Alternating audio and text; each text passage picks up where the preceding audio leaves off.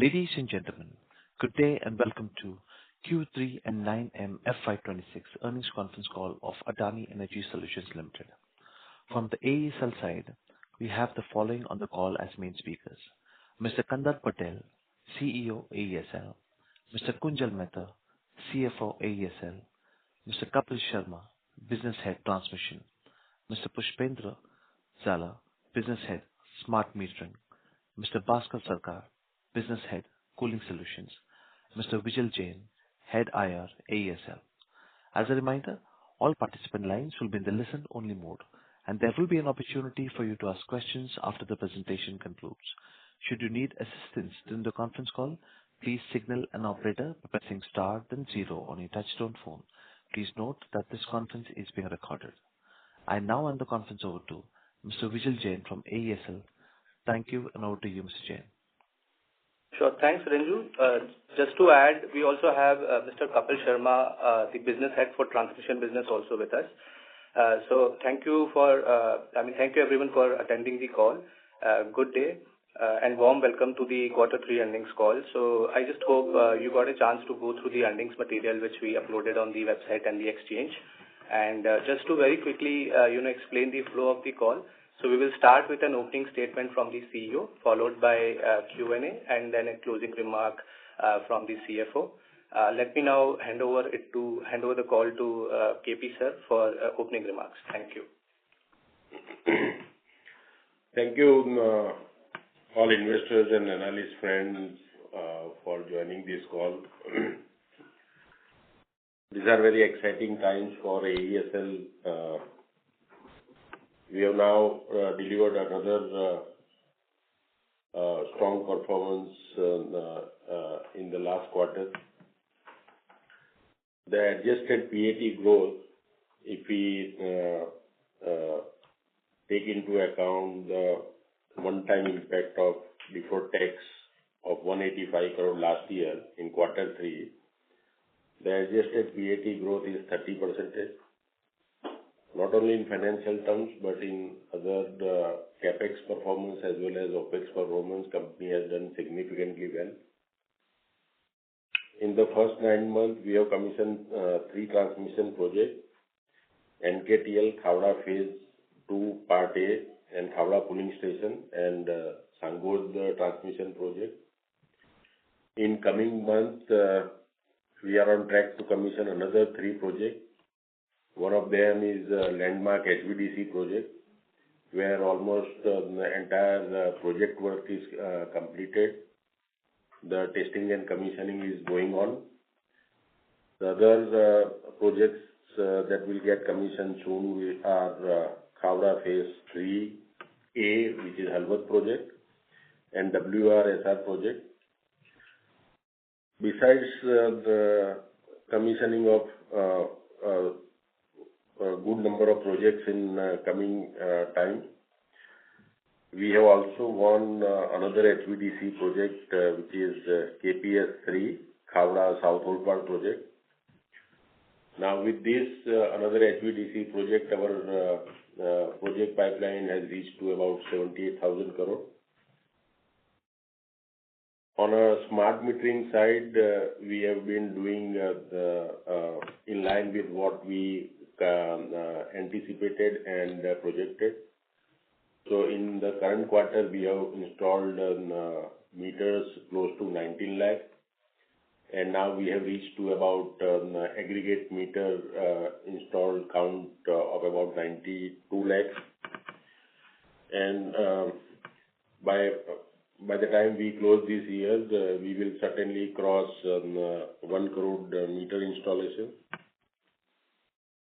On capital management side as well, you must have noted that Moody has revised rating and improved from negative to stable for 2 of our subsidiaries, Adani Transmission Ltd and Adani Electricity Mumbai. As far as operational performance is concerned, we continue to have excellent availability. which is over 99.7%, and which has resulted to incentive income of 33 crore as well. As far as distribution is concerned, because of weather in this year, the sale has not grown as compared to the last year. But on an operational front, we continue to do excellent work. Now T&D losses are around 4%. To be precise, it is 4.03%, which is significant achievement, looking to the fact that we continue to improve this particular parameter. As far as consumer services and other things are going, we have been doing fairly well there. In fact, the collection has remains close to more than, in fact, 100% collection efficiency, and we have been now collecting more than 85% of payment through e-payments. As we already talked about smart meter, where we have already installed 19 lakh meter and reached to 93, close to 93 lakh installation. The pipeline also remains strong, so about 100 million meter are yet to be bid out. We expect to continue to maintain our market share, and we will add that pipeline in the metering business as well. As far as C&I business, there are a lot of activity going on, and in fact, we feel that this is going to be one of the major growth drivers besides transmission and smart metering. We have now reached to aggregate load of about 700 megawatt, serving about 14 consumer. That was at the end of December. The current count is 31 consumer and load of about 1300 megawatts. So we are rapidly growing there, and you will see a lot of action on C&I front. As far as cooling business is concerned, we continue to create that market for cooling business. You are aware that we are already putting up India's largest district cooling facility of 40,000 metric tons of refrigeration at Mundra.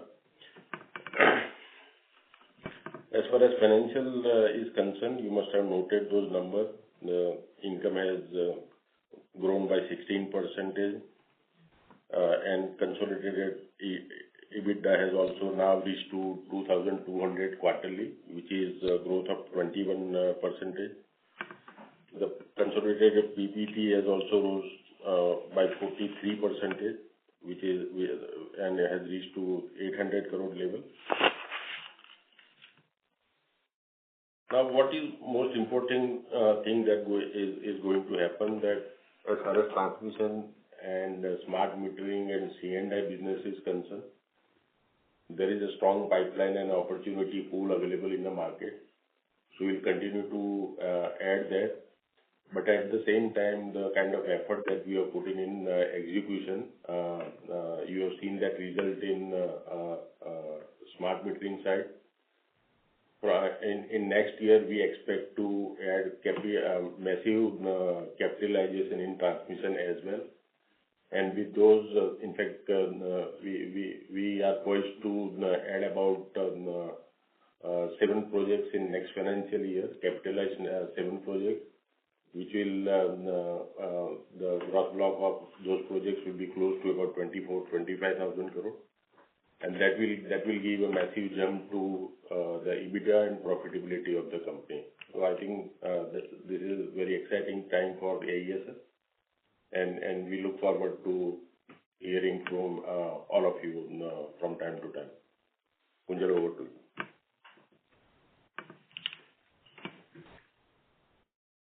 So with these remarks, I now request any questions that anyone would have. Happy to take questions from the investors. Thank you. We will now begin the question and answer session. Anyone who wishes to ask a question may press star and 1 on your touchtone telephone. If you wish to remove yourself from the question queue, you may press star and 2. Participants are requested to use handsets while asking a question. Ladies and gentlemen, we will wait for a moment while the question queue assembles. The first question comes from the line of Mohit Kumar with ICICI Securities. Please go ahead. Yes. Good morning, sir, and thanks for the opportunity. So my questions are more on the industry side. Of course, we haven't seen too much of attrition in the smart meter order book, right? I think whatever we have won was from last year. Do you think in the next 12 to 18 months, do you think that there will be some more opportunity for the smart meter, from the smart meter side? So, Mohit, thank you so much. As always, you are the opening batsman. As far as smart meter bidding is concerned, there are few states where bidding is yet to happen or yet to conclude. One is Tamil Nadu. That bidding happened, but I think they will re-invite the bid. But there are few other states like Karnataka, Telangana. They initially were not got that DPR approved under RDSS. I believe those states have now filed the DPR with MOP, and on receipt of that approval, they will also come out with bidding. So we expect that significant action we will see in smart metering bidding in next couple of quarters. Understood. On the transmissions, of course, we have done phenomenally well in this fiscal. I think we added, 40,000-50,000 crore worth of new transmission projects. My question is more about the future. How do you think about the next 12 to 18 months? It seems like the transmission bids have slowed down. Do you think, in your opinion, that we can do at least 60,000-70,000 crore additional bidding in the next 12 months?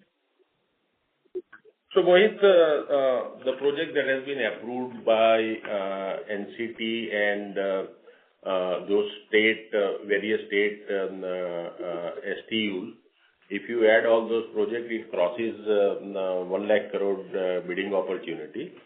Conservatively, we think that bidding for at least 70,000-80,000 crore will happen in next 12 months. The last question on my side, sir. Why this HVDC, of course, our HVDC line is, we were thinking about, we were guided earlier that it will get commission in the Q2. It hasn't happened. And what is the new tentative commissioning date? So all the work is completed there. Testing and commissioning is going on. So we expect that to get commission in another 30 to 45 days. Anything which caused the delay, sir? Anything? So the delay was, so there were two major HDD that we had to do on that Vasai Creek. And there were some working permission related issue because of which it got delayed. And there is also 4 kilometers of stretch of cabling that is to be done in Array Colony. There we took little more time because that rain get prolonged, and we have to make very, very focused effort there. That while we do that underground cabling work, we don't damage any ecosystem. And because of that prolonged rain in Mumbai, it got little late. So both the terminal are ready. Now the terminal testing and commissions are going on, and the last patch of cabling is also getting ready. Understood, sir. Thank you and all the best, sir. Thank you. Thank you. Next question comes from the line of Puneet Gulati with HSBC. Please go ahead. Yeah, thank you so much. My first question is on your KPS3 HVDC. What is the cost that you're now penciling for this Khavda-Olpad project? Project cost? Yeah. That will be about close to 19,000 crore. 19,000 crore. And on the Bhadla-Fatehpur HVDC, what is the stage of execution there? So all the contracts have been awarded, entire route survey has been done. The necessary application for forest and wildlife has also been submitted. In fact, environment this forest clearance for Rajasthan portion has also, in fact, progressed significantly, and PSC 1 committee has already given approval. Construction at Badla site has also already begun. Most of the basic engineering has been done, and now we will see a lot of progress in terms of execution on the ground. So all the preparatory work has been completed. We are finding some challenges in land acquisition for Fatehpur, but we expect to complete that also in 1 month's time. So significant work has been done there. More than 200 acre has already been acquired. It's still due in August by July 29, right? So land acquisition challenges can still be surpassed. And can you still do it by July 29, or you think it could be delayed? Easily. Yeah. So because entire engineering and other thing has been done, the contract is also in place. So we will now very soon mobilize the resources and we'll start construction there. And you have 4 projects due for completion this calendar year, right? Khavda 4, Jamnagar, Navinal, and Pune 3. Are these all 4 on track? Yeah, so Navinal got little delayed because the issuance of transmission license from CERC got delayed. But we already commenced the work, and foundation for half of the line has been done. But in absence of that license, we were not getting 164 approval. Now we will get that. But given the progress, even though it is late from original schedule, but we expect it to complete it in a current year. As far as Jamnagar project is concerned, there we are acquiring the substation land, which is government land, so that process is going on. And we already started working on the transmission line. Those ROW order under government policy is under process, and we expect those orders to come out in 1 month to 1.5 months for the entire region. And with those orders, we'll start commence the execution work as well. But Jamnagar project has also, as of now, is delayed by 1 to 1.5 months as compared to the original schedule. But we'll catch up once we have these government approvals. Okay. And can you give me the revised timeline for all these 4, if you can? Yeah. So HVDs, you are talking of Jamnagar and Navinal? Yeah, the 4 due this year, right? So Khavda 4 is also due, I guess, right? Yeah. Jamnagar and Navinal both will get complete in last quarter of this year. Okay. Khavda 4A will be one element will be in the second quarter. Another element will be in third quarter. Okay. And rest other project will be in the first quarter. And the Pune 3, that's also due for this year, right? Yeah, Pune 3 also will be in the last quarter. Last quarter of this calendar year? Next calendar year. So, okay. 27. Next year. Next financial year, not calendar year. Oh, next financial year. Okay. So more like Feb, March. Okay. That's helpful. Thank you so much. And lastly, I've been noticing your smart meter execution has picked up. Anything that has changed from policy support side or anything that you are doing to pick up pace there? So we have been making all those efforts in picking up that execution rate. So we are installing about 25,000 meters a day. We keep on getting those challenges in the ground, but now having installed so much of meter and with this kind of exposure, our team has been able to do fabulous work on the ground. Okay. That's very helpful. Thank you so much and all the best. Thank you. Thank you. Next question comes on the line of C.A. Garvit with Serene Alpha. Please go ahead.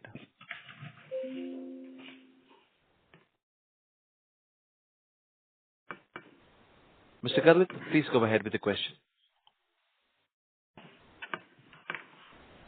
Mr. Garvit, please unmute yourself and go ahead with the question. Since there is no reply from the line of Mr. Garvit, we'll move to the next participant, and that is Mr. Gaurav Nigam with Tunga Investments. Please go ahead. Yeah. Hi, sir. Thank you for taking my question. I have a first question. We are hearing about this policy relaxation on the Chinese side in some sectors. I think most recently, there has been some news about the thermal power side.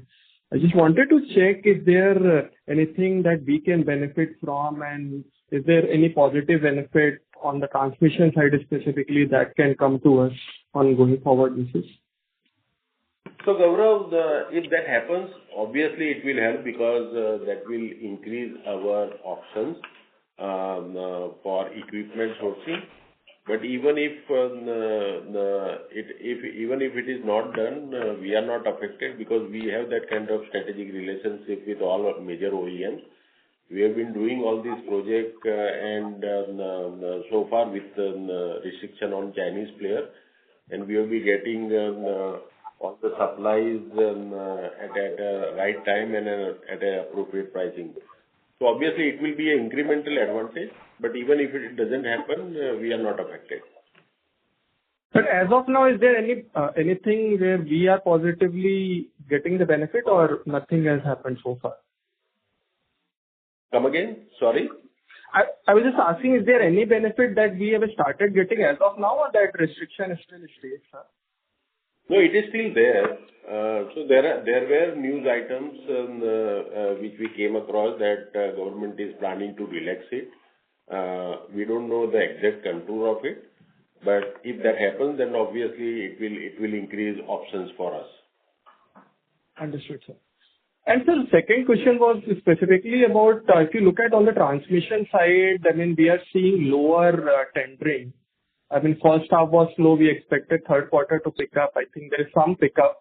And on the execution side also, I mean, as you mentioned, there has been some delays. I think we are hearing in the other developer also there is some delays.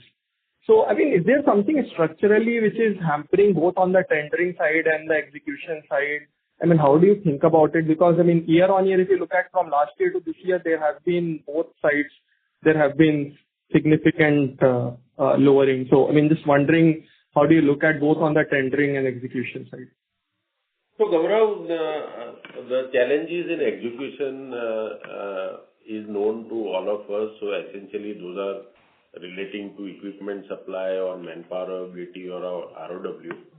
But this year, the additional challenge that we faced, especially us, because our mainly concentration of project execution is in Mundra, around Khavda and Gujarat, and also in Maharashtra, where rain continued for quite some time. It was abnormal. It continued up to almost Diwali period, and that has affected our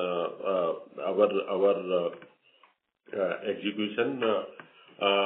As far as manpower ability is concerned, what we have done is that now the stringing manpower was the most critical one. In fact, in last 6 months, we have set up our own training facility at Godda, where it's a catchment area for people who works on a tower erection, and that facility is up and running. Now we will be having 200 people trained available to us from this month. Every quarter we will have about 400 to 500 people available to us in the stringing, which we will provide to our EPC partner for execution. And with this kind of endeavor, we expect that lot of significant progress will happen on execution side. The another challenge which remains is ROW, and therefore I mentioned that in Jamnagar and in most of the project, what we are trying to do is while we start the project, but we focus more on getting those ROW orders from collector, compensation related order from collector. So that becomes a benchmark for us for negotiation with farmers.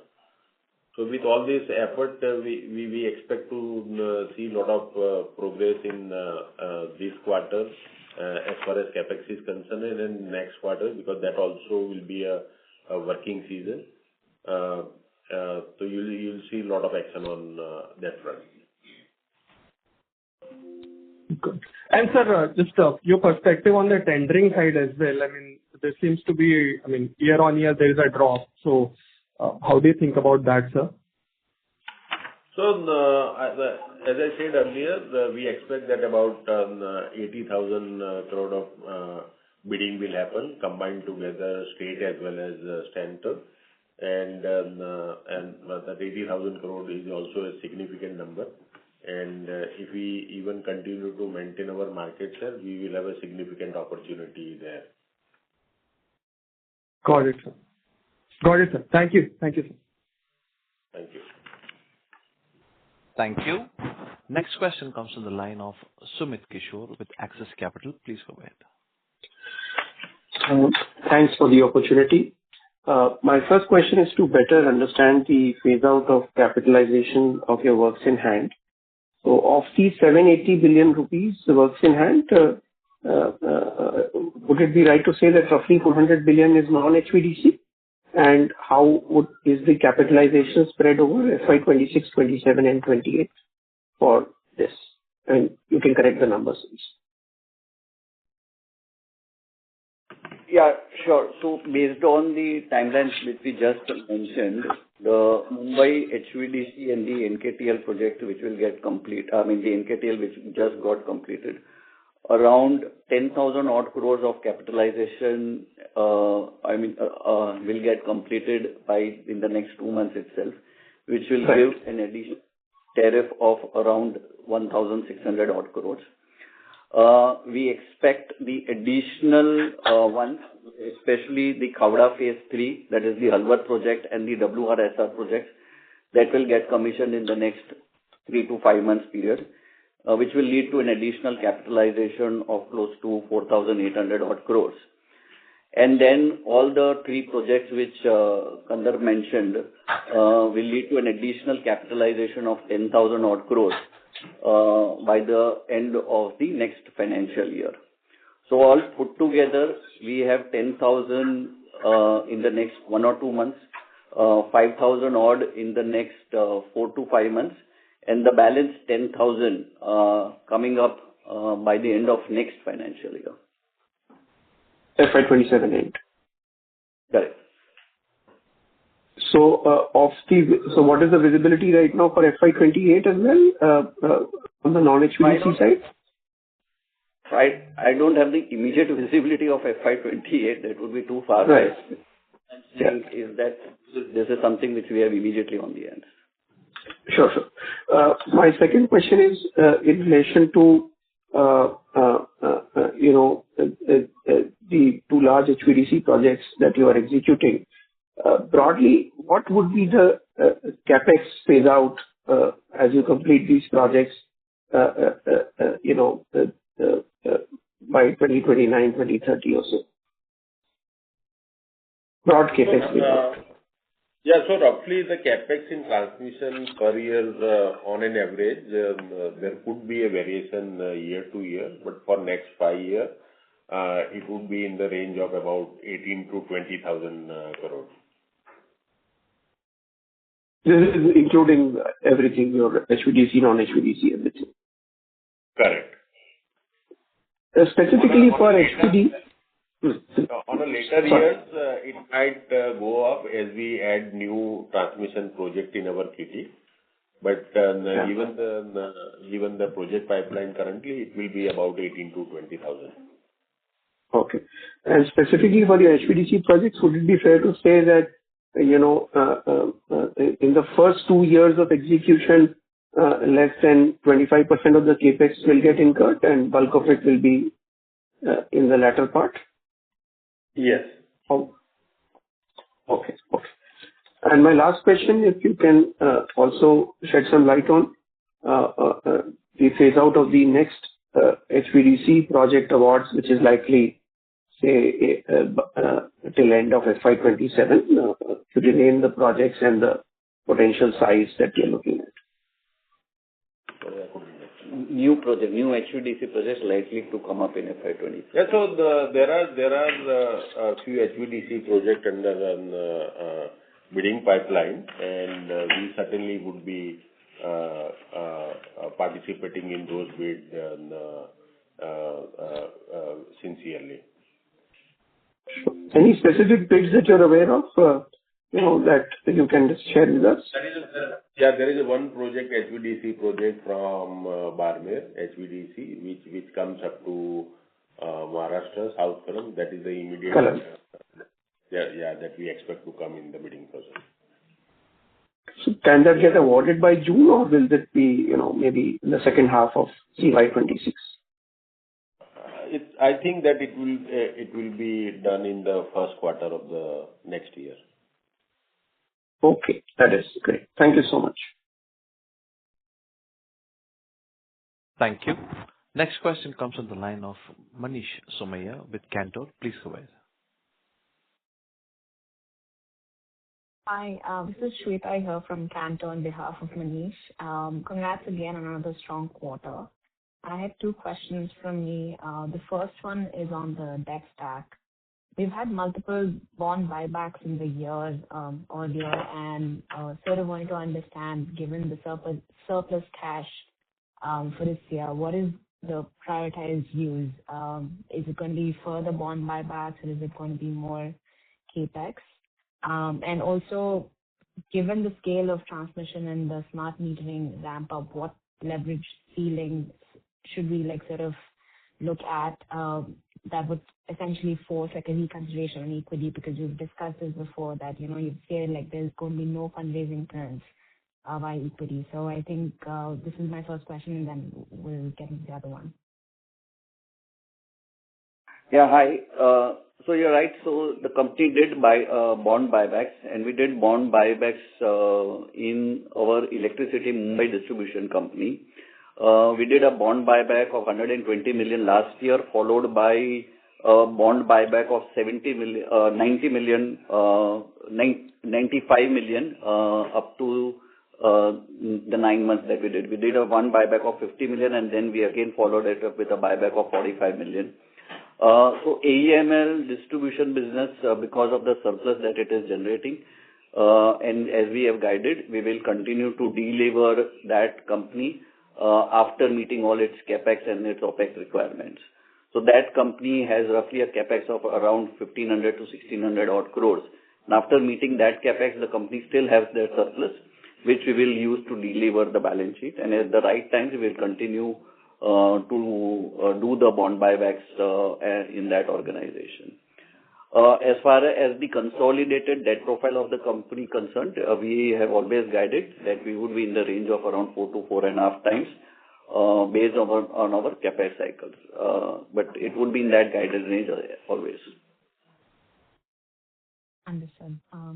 Also, given the progress in the newer verticals, can you reshare the margin structure, especially for the C&I business, sort of the expected growth and the capital intensity to scale the vertical, and what are the timelines you're targeting for this business?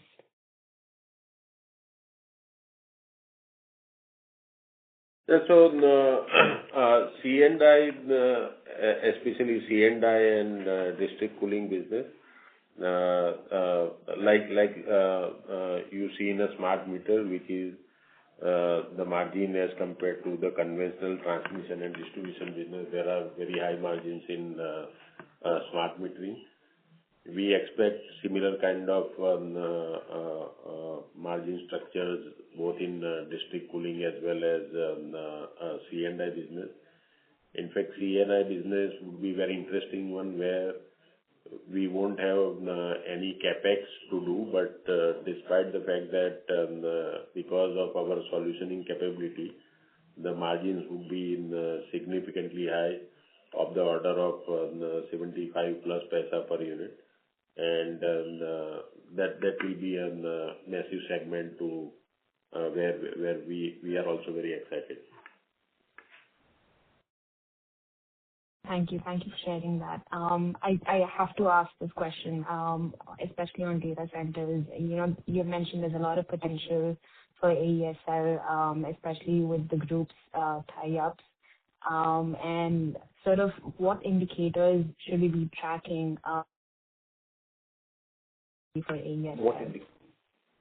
So in data centers, in fact, we bring great amount of value when we deal with a data center, because the two things where they find it difficult, not only in India but across the globe, is getting the power infra or connectivity, and also a power supply.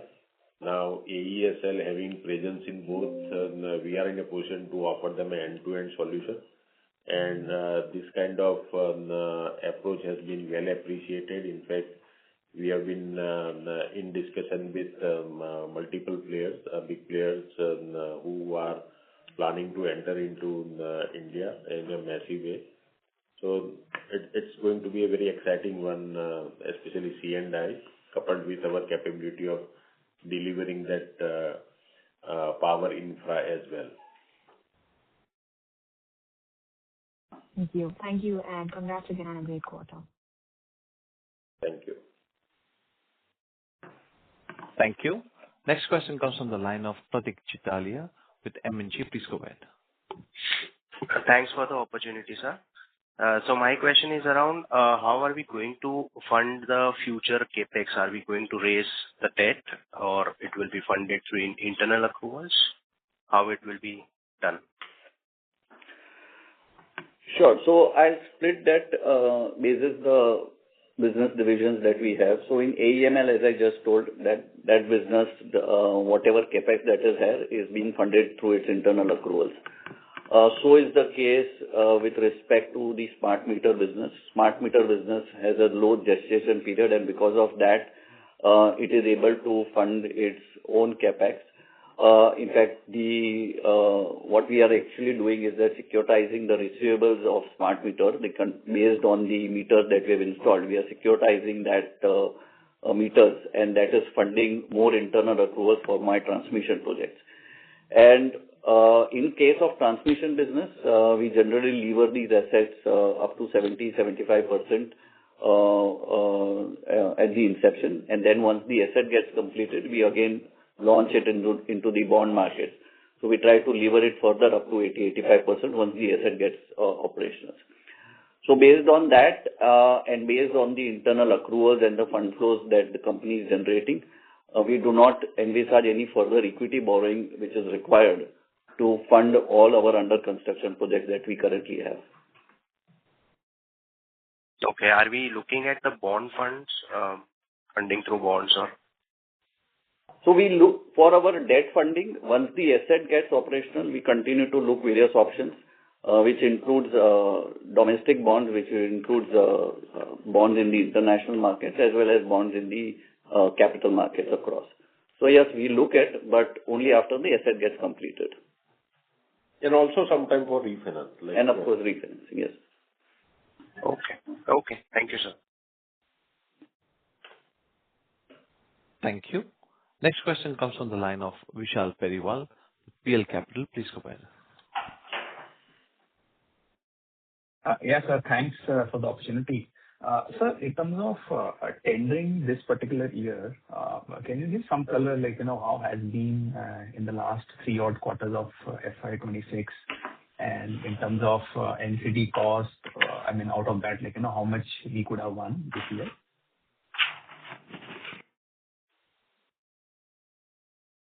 So this year, so far, we had up to 60,000 odd crores worth of tendering which happened. And this is again based on the NCT cost estimate. And as you know, the actual cost estimates project to project differ. For example, HVDC especially, right? So the numbers are elevated in terms of actual cost. But so far, I think what we are seeing is close to 80,000 odd crores worth of bidding should conclude by end of this year. Again, which is a large number. Right. And out of the 60,000 crore you mentioned, so we could have won how much? I think Yeah. So we've got two projects.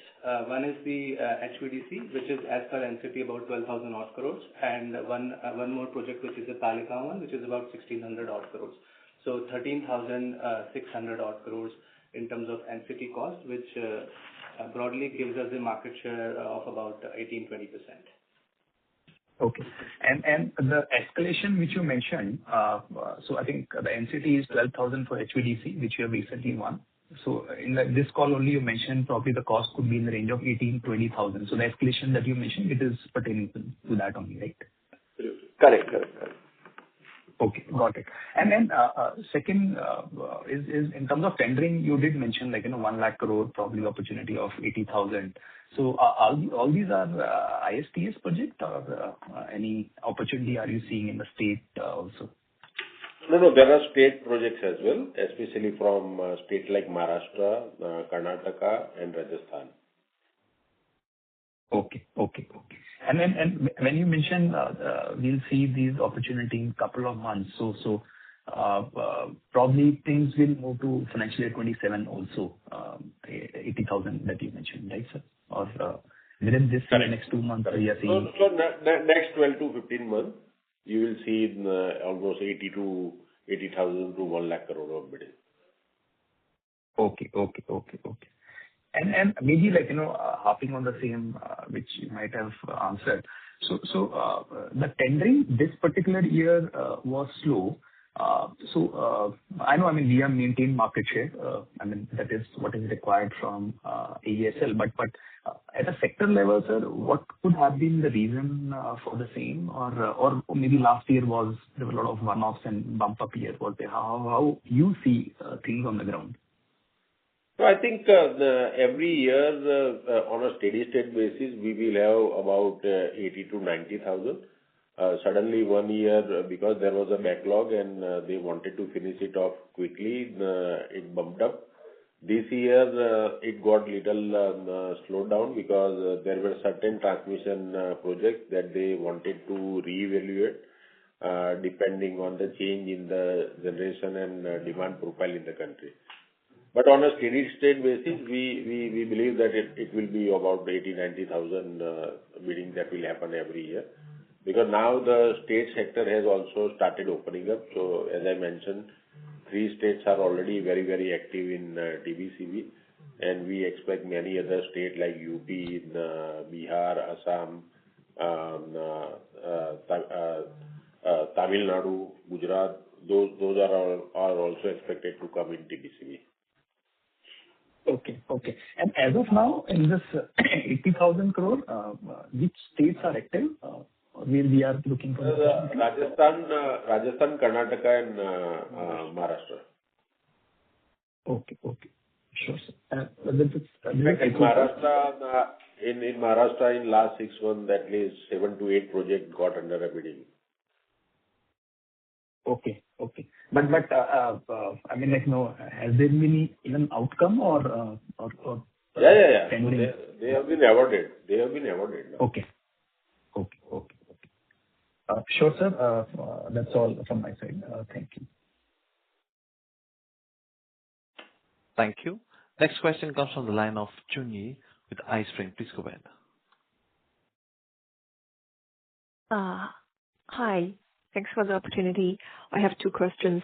Firstly, is regarding the refinancing of your US dollar bonds. Would the company consider more of onshore as an option or offshore? And what are the considerations that the company will look at?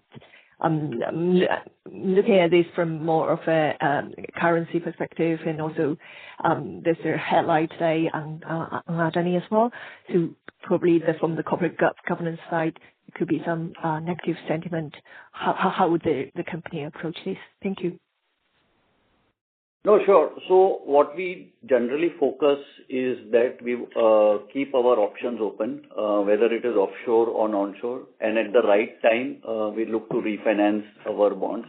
So the options are always open, whether it is offshore or onshore. Our focus is always to ensure that our bonds are always rated investment grade, whether it is offshore and onshore. And therefore, you would see in the onshore markets, most of our projects have AA+ and AAA ratings.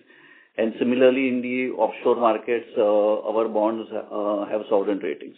So our focus is to ensure that we get the highest ratings. And based on that and based on the market conditions, we would tap either the onshore market or offshore market for our refinancing of the existing bonds that we have. So for the US dollar bonds coming due this year, when will the company be considered come out of the plan for going offshore, onshore? Because I think it's saying August. Yeah, we are working towards that, and we would refinance that at least in the next 2 to 3 months and complete the refinancing. Okay, thank you. That's very helpful. And another question is probably on the ESG side. I would like to know how does the company assess the risk with our supply chain partners, especially labor practices and maybe environmental compliance? Thank you. So we are very much working with our vendors, especially the EPC vendors, and we ensure that they follow all the governance, especially the safety practices that we follow, and also comply with our own ESG standards that the Adani Group as well as the AESL as a company is following. So from our vendor ecosystem, we ensure that all our vendors are also in compliance with the ESG standards that we have set for us as well as for the Adani Group. And just to add to the vendor ecosystem part, so typically across the value chain, our focus is to tie up with tier 1, tier 2 suppliers. So to ensure that we have last mile or the traceability element is there in terms of the best governance as well as labor practices at the respective vendors also. And all effort you must have seen that is translating into our continuous ESG rating, whether it is international or domestic one.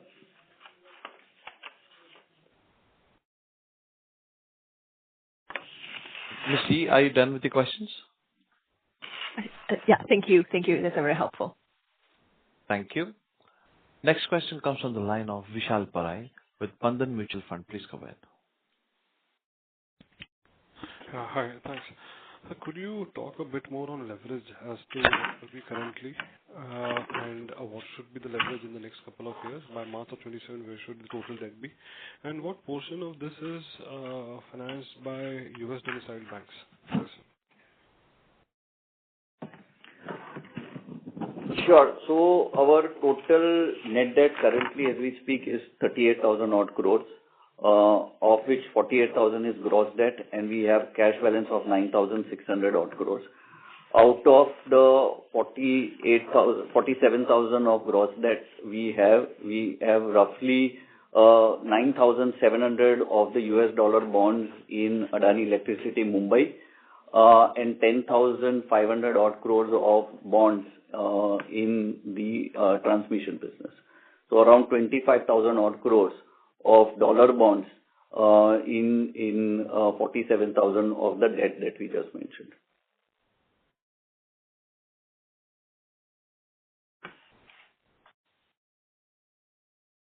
And our leverage currently is 4.3, which was 4.4 in September based on the published results. Currently we are at 4.3 based on the trailing 12 months. And we will continue to maintain that always.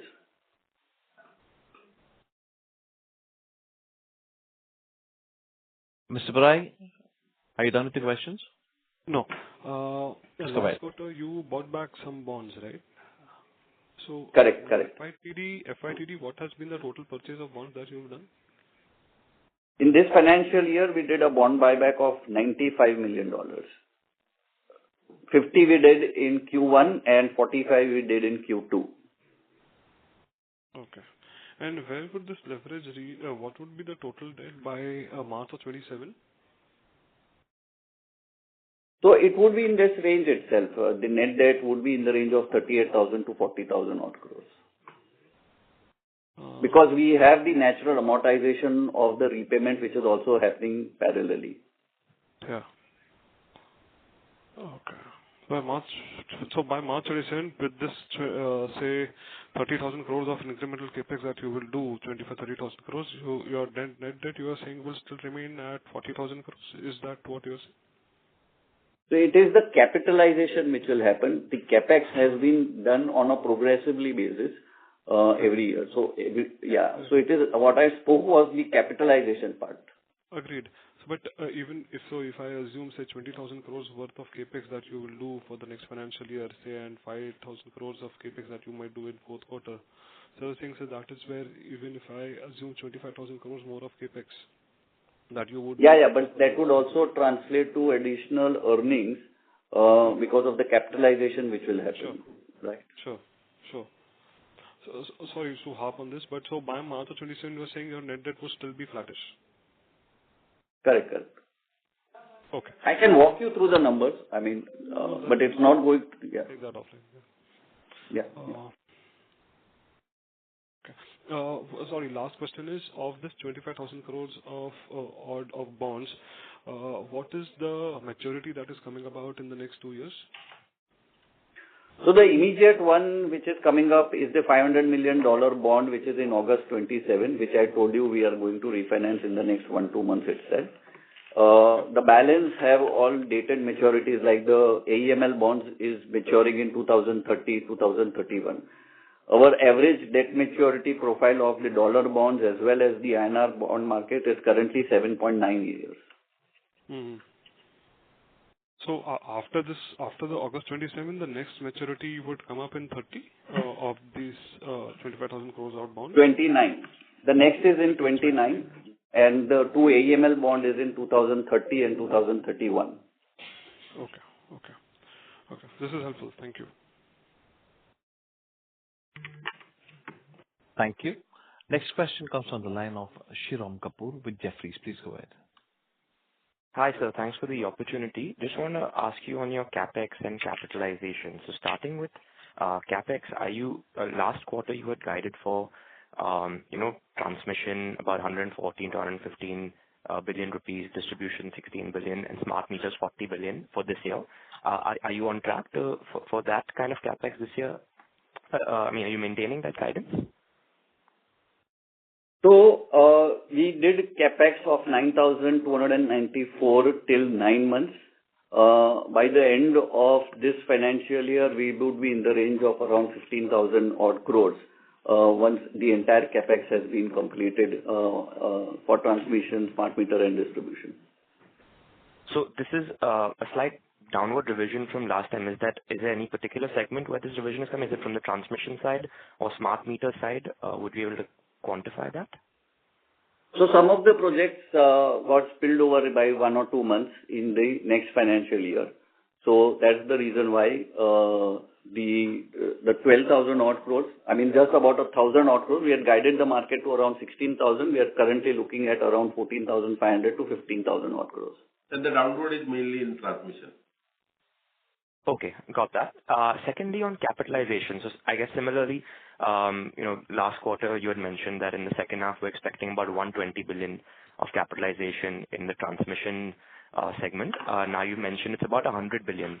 So there's been a slight downward revision there as well. That again, I'm guessing is because of the deferment of projects. But just want to understand this breakup that you mentioned of 100 billion in AEML and the NKTL. So AEML, my understanding is it's a 70 billion rupee project, and NKTL, as per your previous release, was a 965 crore project. So is that the right number? So what is adding up to the 100 billion that you expect?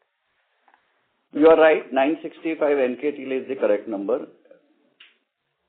Okay, so that means the balance that we're expecting this in the fourth quarter of FY26 would be the Mumbai HVDC of 70 billion, and the NKTL has already happened as of December. Is that going to happen in 4Q? It has already happened. Just happened in December. Yeah. Okay, understood. And then, so earlier in the call you mentioned this 240 to 250 billion total. That would be including 4Q as well as FY27, right? Of 7 projects to be commissioned. Correct. Got it. Understood. Thank you so much. Thank you. Next question comes from the line of Anuj Upadhyay with Investec. Please go ahead. Yeah, hi, sir. Thanks for the opportunity. Sir, one thing on the smart metering, we had given a guidance or a target to reach around 6 crores over the coming few years. Currently, we have a pipeline with installation in the range of 2.5 year. Any target by when can we reach this 6 crore number? So the 6 crore was, we were talking about that number of a couple of years back. Unfortunately, in the last entire financial year, there was no significant bidding opportunity came up. As I explained you, there were many states who initially never wanted to become a part of RDSS. They didn't come out with a bidding. Now, most of them have submitted their proposal to Ministry of Power, and we expect that bidding to happen in next year.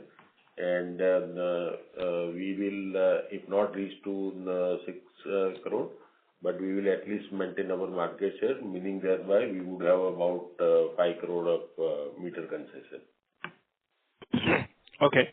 And second, But what's also important is that the capex or the capitalization got translated into the transmission projects, because at that point in time, our under construction pipeline was just around 15,000 odd crores, which is now close to 80,000 odd. I mean, that was a bigger shift which happened when we were talking about 6 crore meters, if we were referring to that period. So in fact, that is the biggest advantage that AESL has of diversity in businesses. Like many other similar player in transmission doesn't have that kind of diversity. So we could utilize opportunity in transmission to compensate that was not happening in smart metering. Got it, sir. And so in one of the earlier answer which you responded to someone's query, you mentioned that the smart metering segment would be self-funded through the internal accruals. Now with, say, a run rate of around 1 crore installation or slightly higher by the end of the current fiscal, and my sense is our annual revenue on a per meter basis comes in the range of 600 odd crores. So that should, 1600 rupees, sorry. So that should fetch you a revenue, cumulative revenue somewhere in the range of 600 crores on a per annum basis, just on installation of 1 crore meter. By going or reaching a number 2.5 CR, which probably we are targeting by the end of next fiscal, that number would probably, go up somewhere in the range of close to 3.5 or 4,000 crore. Correct me if I'm wrong, sir. By this mean, can you just help me in understanding the economics, how the incremental capex in the smart metering space would be self-funded? No, what I was saying is that we will not be doing debt funding into it. We will be securitizing those receivables itself. So the 600 crores is over the next 7 years. So I would use the securitization of the receivables itself to fund the new meters which are going to come up. So I don't have to fund it through the accruals of the transmission business to fund smart meter business. And based on that securitization of the receivables, I would be more than sufficient to fund whatever growth which is there in smart meter business or the existing projects of 2.25 crore meters that I have. Okay. Got it, sir. Thanks for the clearance. Thanks. That's it from me. Thank you. Next question comes from the line of Pratik Duggar with IntelSense. Please go ahead. Yeah, thank you for the opportunity. I had a question on our 9-month EBITDA bridge. If I look at the SC addition to the EBITDA, the jump in the smart meter is understandable, but can you elaborate on the transmission side as well? Because it has also seen a 300 crore jump. How do we read into this?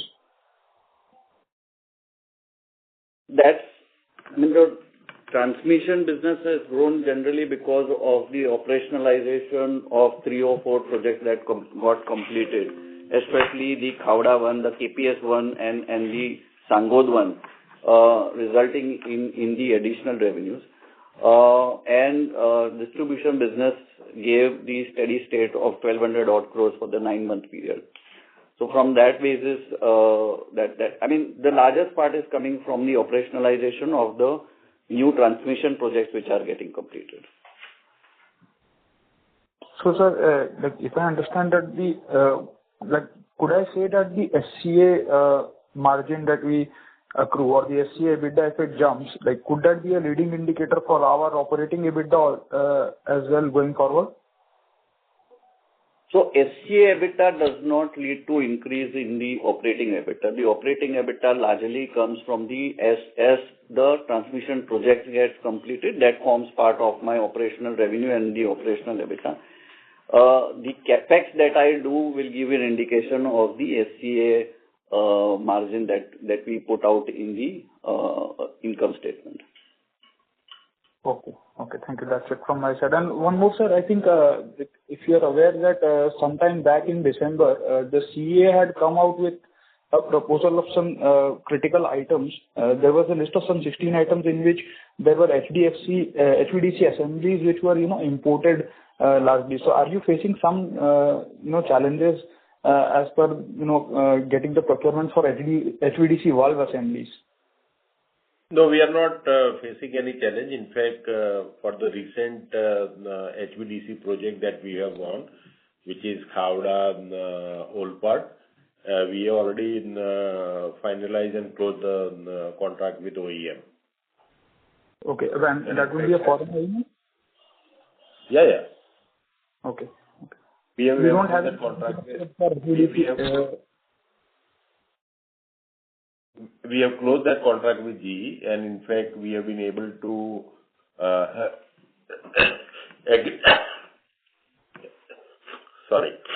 we have been able to agree with them for a schedule which is far more aggressive than completion schedule given in the bid timeline. Okay. Thank you, sir. That's it from my side. Thank you. Ladies and gentlemen, due to time constraints, we have reached the end of question and answer session. I would now like to hand the conference over to Mr. Kunjal Mehta for closing comments. I take this opportunity to thank all the participants who participated into the call. And due to paucity of time, if we are not able to answer any of your questions, that if you need additional clarifications, we are just a phone call away. Just would like to end our comment with that we are now at a strong pedigree of completing our projects, especially the Mumbai HVDC and the 4 projects that we just mentioned. And based on that, we are looking to have a capitalization of at least 25,000 odd crores in the next 12 to 15 months. So that is something which is very important as far as the transmission business concerns. And the smart meter pipeline, where we have already completed the installation of close to 92 lakh meters and looking to complete the balance meters in the next 12 months or so. So both our transmission and smart meter business continue to have strong degree of revenue translation, which will happen in the next 12 to 15 months. Thank you all. Thank you for participating. Thank you. On behalf of Adani Energy Solutions Ltd, that concludes this conference. Thank you for joining us. You may now disconnect your lines.